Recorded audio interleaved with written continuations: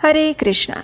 श्रावण मास में आने वाली पूर्णिमा अत्यंत विशेष है। इसी दिन रक्षाबंधन का पर्व भी है और इसी दिन बलराम पूर्णिमा भी मनाई जाती है।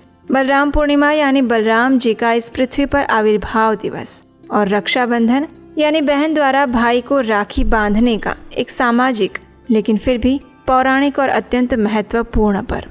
तो चलिए आज के इस वीडियो में जानते हैं कि ऐसी महत्वपूर्ण श्रावण मास की पूर्णिमा तिथि इस बार कौन से दिन आ रही है और इस दिन के विशेष शुभ मुहूर्त कौन से हैं। आइए आज का श्रावण पूर्णिमा कब है विशेष वीडियो आरंभ करते हैं। इस वर्ष 2025 में श्रावण पूर्णिमा 9 अगस्त 2025 शनिवार को मनाई जाएगी। पंचांग के अनुसार अगर देखा जाए तो श्रावण मास की पूर्णिमा तिथि का आरंभ होगा 8 अगस्त 2025 शुक्रवार के दिन दोपहर 2:12 पर और तिथि का समापन होगा 9 अगस्त 2025 शनिवार को दोपहर 1:24 पर। और इसलिए इस बार 9 अगस्त शनिवार के दिन ही उदया तिथि के अनुसार पूर्णिमा तिथि मनाई जाएगी। इसी दिन पूर्णिमा का व्रत भी रखा जाएगा और साथ ही सत्यनारायण देव की पूजा और व्रत भी रख सकते हैं। प्रातःकालीन स्नान करने के लिए और दान करने के लिए 9 अगस्त का दिन ही सबसे श्रेष्ठ बताया गया है। इस दिन प्रातः ब्रह्म मुहूर्त का समय है सुबह 4:22 से लेकर 5:04 का और प्रातः काल में भगवान विष्णु की पूजा आराधना करने के लिए समय रहेगा सुबह 4:43 से लेकर 5:47 तक। सुबह सूर्योदय होगा 5:47 से और सूर्यास्त का समय है शाम 7:06 पर। पूर्णिमा के दिन चंद्रोदय का समय रहेगा शाम 7:21 पर। ये श्रावण मास की पूर्णिमा तिथि है और इसलिए इस दिन भगवान शिव का रुद्र अभिषेक करना भी अत्यंत लाभदायक माना गया है और ये अभिषेक आप किसी भी शुभ मुहूर्त में कर सकते हैं। और इस दिन के शुभ मुहूर्त कुछ इस प्रकार हैं। दोपहर को अभिजीत मुहूर्त का समय रहेगा दोपहर 12 बजे से लेकर 12:53 के बीच में। विजय मुहूर्त का समय है दोपहर 2:40 से लेकर 3:33 तक। शाम को गोधूली का मुहूर्त प्राप्त हो रहा है शाम 7:06 से लेकर 7:27 तक और संध्या काल में भगवान की पूजा अर्चना करने का समय है शाम 7:06 से लेकर 8:10 तक। इस दिन विशेष सर्वार्थ सिद्धि योग भी बन रहा है और वो शुरू होगा सुबह 5:47 से लेकर 2:23 के बीच में। इन सभी शुभ मुहूर्त के अंदर आप भगवान श्री हरि और भगवान शिव की पूजा आराधना अभिषेक इत्यादि कर सकते हैं। तो ये थी पूर्णिमा के दिवस के उपलक्ष्य में सभी शुभ मुहूर्त की जानकारी। इस श्रावण मास की पूर्णिमा के दिन जो भी धार्मिक अनुष्ठान शुभ कार्य और पितृ तर्पण करना चाहते हैं वे अत्यंत लाभदायी बताए गए हैं। भारत में कुछ राज्यों में इस दिन को कजरी पूर्णिमा के रूप में भी मनाया जाता है।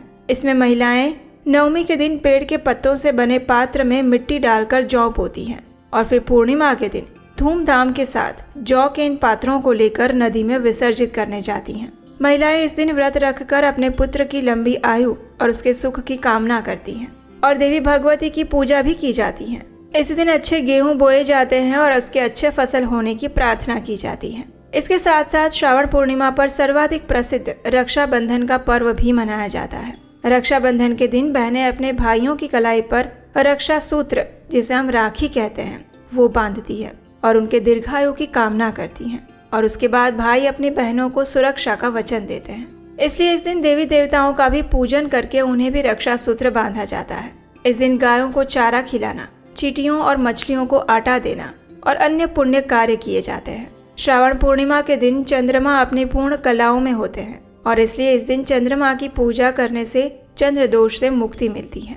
इस दिन चंद्रदेव को अर्घ्य भी दिया जाता है। पूर्णिमा के दिन त्रिवेणी संगम में पवित्र डुबकी लगाने से मनुष्य को जन्म और मरण के अनवरत चक्र से मुक्ति प्राप्त होती है और ये हमारे शास्त्रों का विधान है। और इस बार तो श्रावण पूर्णिमा आ रही है इसलिए इस दिन प्रातः काल में ब्रह्म मुहूर्त में उठकर भगवान शिव का जल अभिषेक भी करना चाहिए। इस श्रावण मास की पूर्णिमा के दिन अधिक से अधिक भगवान श्री हरि के नाम का जप कीजिए।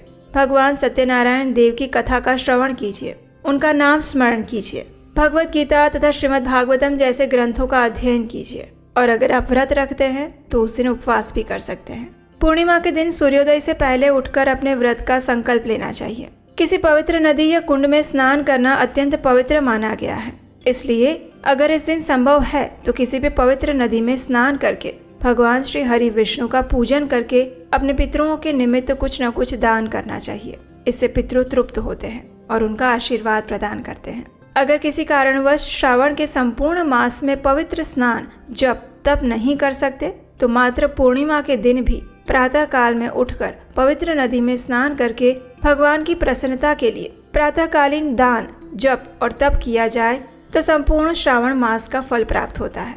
अगर किसी पवित्र नदी में जाकर स्नान करना संभव नहीं है तो अपने घर में पवित्र नदियों का स्मरण करके अपने स्नान के जल में कुछ गंगा जल की बूंदें डालकर भी पवित्र स्नान किया जा सकता है, क्योंकि श्रावण मास भगवान शिव का विशेष मास है और इसलिए इस श्रावण मास के अंतिम दिन यानी पूर्णिमा के दिन भगवान शिव का रुद्र अभिषेक करना अत्यंत लाभदायक बताया गया है। तो ये थी आने वाली श्रावण पूर्णिमा के विषय में संपूर्ण जानकारी। हमें आशा है कि ये जानकारी आपको अच्छी लगी होगी, उपयोगी लगी होगी।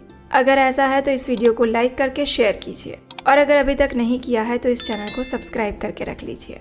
हम आपसे मिलेंगे ऐसे ही हमारे वैदिक व्रतों पर्वों की विशेष प्रमाणभूत जानकारी के साथ और उनकी सुंदर पौराणिक कथाओं के साथ बहुत जल्द। हरे कृष्णा।